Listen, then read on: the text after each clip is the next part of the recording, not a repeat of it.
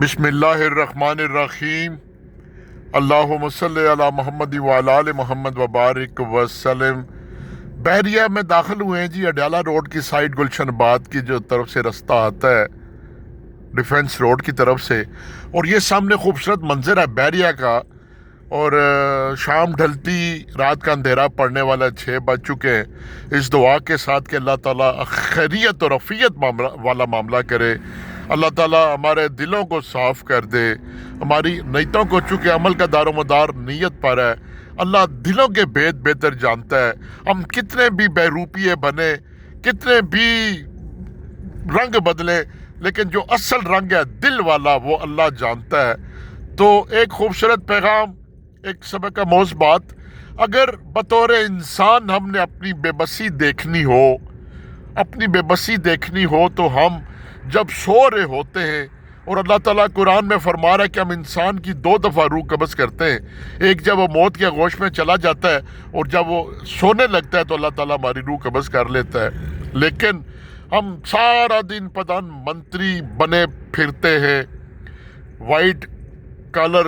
کپڑے پہن کر، ہمارے پاؤں زمین پر نہیں ٹکتے، کوئی اقتدار کے نشے میں، کوئی دولت کے نشے میں، کوئی قد و کاٹ کے نشے میں، کوئی حسن کے نشے میں، اور کوئی بلند و بانگ عمارتوں کے نشے میں، پلازوں کے نشے میں ایسے گھومتا ہے جیسے کہ باقی سب کیڑے مکوڑے اور وہی سب کچھ ہے، اور اس نے رہنا اور باقیوں نے مٹ جانا ہے۔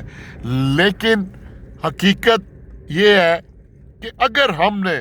اپنی اوقات اور اپنی اصلیت دیکھنی ہو تو آپ آج سوتے ہوئے غور کیجئے گا کہ جب ہم نیند کے آغوش میں ہوتے ہیں، کہیں کمبل بھی اترا ہو، رضائی بھی اتر رہی ہو، تو ہمیں ہمت نہیں ہوتی کہ ہم وہ رضائی اوپر لے لیں، یہاں تک کہ ہم اتنے مدہوش ہو جاتے ہیں نیند کے آغوش میں کہ اگر ساتھ ہمیں کوئی اے سی یا کوئی بھی کسی قسم کا کوئی پڑا ہو، ریموٹ کنٹرول پڑا ہو، ٹی وی چل رہا ہو پڑا ہو، تو وہ بھی ہم اٹھا کر ہمت نہیں ہوتی کہ ٹی وی کو بند کر دیں یا جو ہیٹر چل رہا ہے اس کو بند کر دیں۔ بے بسی کا یہ عالم ہے ایک طرف۔ آپ آج آزمائیے گا کہ ہم کتنے نیند کے آغوش میں واقعی ہماری روح قبض ہو جاتی ہے کہ ہم ذرا سا بھی اٹھنا گوارا نہیں کرتے۔ کئی جگہ تو ایسا ہوتا ہے کہ جن بچوں کے اوپر سے کمبل اتر جاتا ہے، رضائی اتر جاتی ہے، ماں باپ جب رات کو اٹھ کے دیکھتے ہیں تو ان پر دوبارہ وہ اوپر دیتے ہیں۔ تو ایک طرف تو رات کی نیند کی آغوش میں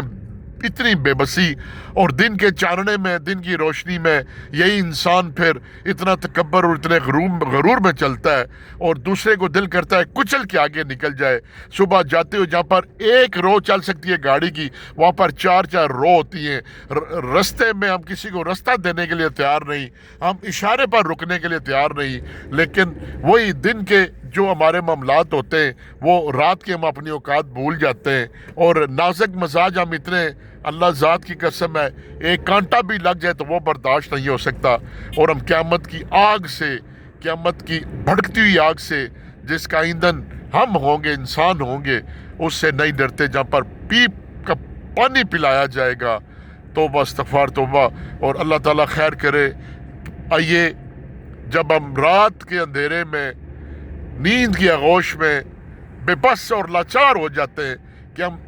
2-4 انچ دور کسی چیز کو اٹھانے کی ہمت نہیں کر سکتے، اور دن کی روشنی میں ہم پھر کہاں سے کہاں پہنچ جاتے ہیں کہ بس کچھ نہ پوچھیں، نہ ہماری اوقات رہتی ہے، نہ بساط رہتی ہے، بلکہ ہم ہی سب کچھ ہو جاتے ہیں۔ تو آئیے مل کر اپنے سمیت میں بھی اس پر تدبر کروں، غور کروں، اور دن کے